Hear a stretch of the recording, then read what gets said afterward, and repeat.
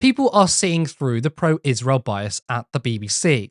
Over 400 celebrities and media personalities, including 111 BBC journalists, have signed a letter urging BBC management to remove board member Robbie Gibb amidst their worries over the BBC being too scared to criticise Israel.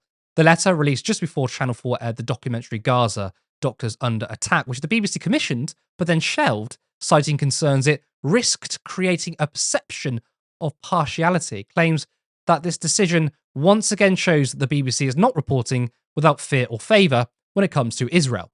Now, who is Robbie Gibb? Robbie Gibb sits on an influential BBC editorial standards committee, led a consortium which rescued the Jewish Chronicle from insolvency in 2020, and was the only director of the company that owns it until last month. So that's the same right-wing, extreme Zionist Jewish Chronicle that leaked fake news stories from Benjamin Netanyahu himself through freelance writer Elon Perry. Kevin, what do you make of this letter? I mean, it seems more and more people are waking up to the pro-Israel connections at the BBC, including 111 BBC journalists.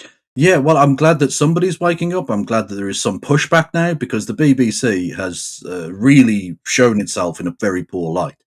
Not only does it not have the kind of moderation and kind of neutral way of approaching this, as it would with virtually any other topic in the world, it is clearly and obviously been co-opted by Zionists for their own purposes.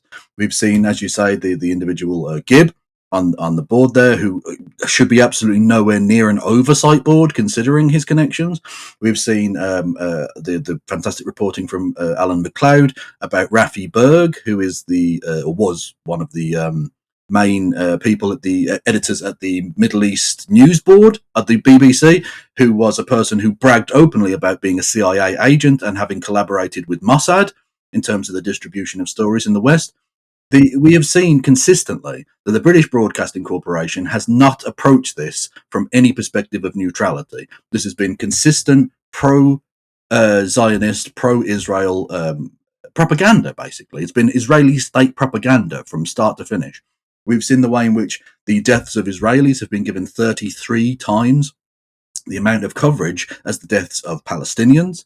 We have seen the way that every single time a person has ever said that this was genocide, they instantly break in with the Israeli government deny that. Every time there is strong criticism of Israel, the presenter will always break in and interrupt the person to say the Israeli government deny that. All the time, as if they are indeed acting as spokesperson for the Israeli government, which in essence they have been. We have seen the way in which Gary Lineker, a person who isn't even a journalist involved in politics, but spoke out in favour of peace in the Middle East, was shelved from hosting football, from being in sport at the BBC. Such is the clutches in which the BBC finds itself. And it's not alone. You look at consistently across the board, state institutions in the UK have been co-opted by Zionist forces. And again, they essentially operate as an Israeli fifth column in Britain, undermining British independence and sovereignty. And this needs to be looked at, because are we an independent nation or are we not? At the moment, we seem to be at the behest of America, which is no surprise to anybody, but also to Israel via proxy. And that isn't a tolerable situation, and people are going to start fighting back. And thankfully, the BBC employees that have stuck their head above the parapet on this and have been brave in doing so, because many of them will face consequences for their careers, deserve every plaudit in the world for having done so, albeit maybe later than would have been ideal. But even so, the fact that they have now done so, I think, shows, as with the chanting at Glastonbury, that the dam has begun to break on this one, that people are only going to be prepared to be pushed so far before they fight back on this. For all those on the right who think the BBC is anti-Israel, right, that pushes Hamas propaganda. Ludicrous. We have the receipts that show that this is utter rubbish, don't we? Yeah. Oh, absolutely. They commissioned this documentary, the Doctors Under Attack, and then refused to show it.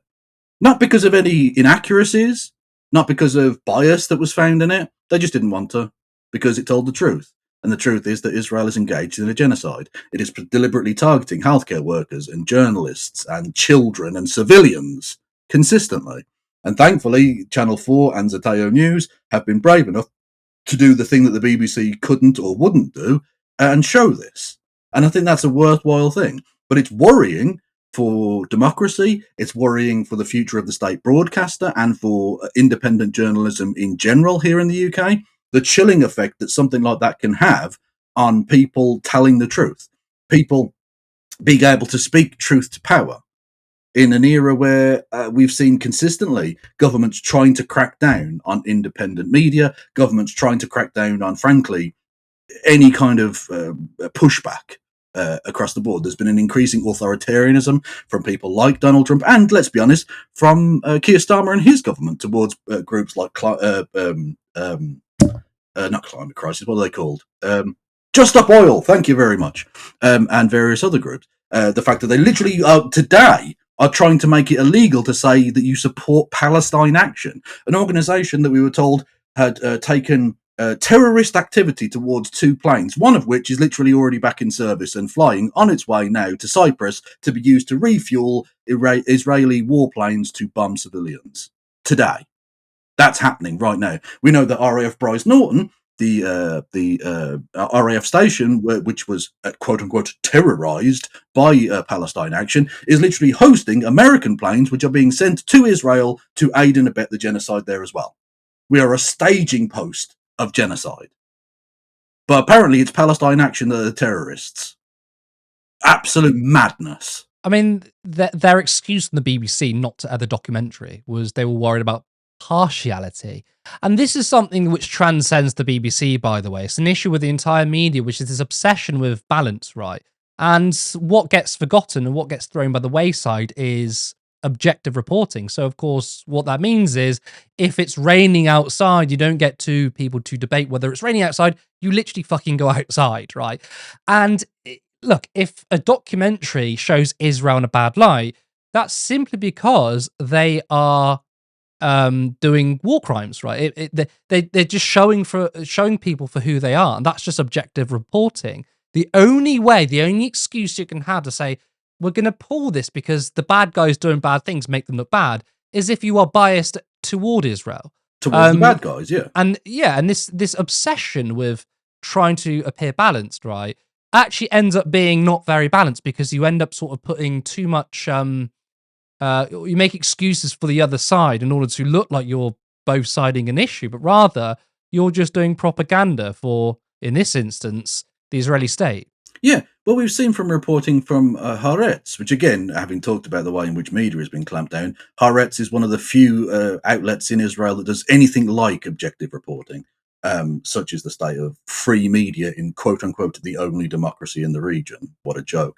Anyway, Haaretz has literally been publishing a series of articles from the point of view of IDF soldiers from the front line, and they've literally had them saying we were told to target civilians, or we were bored so we targeted civilians, or pardon me, or indeed one of them saying we felt like the Nazis and these people were the Jews. That's a literal quote from an IDF soldier who is currently being driven out of their post in an American university, not for the war crimes that they admitted to engaging in, but for revealing the war crimes that they were engaged in.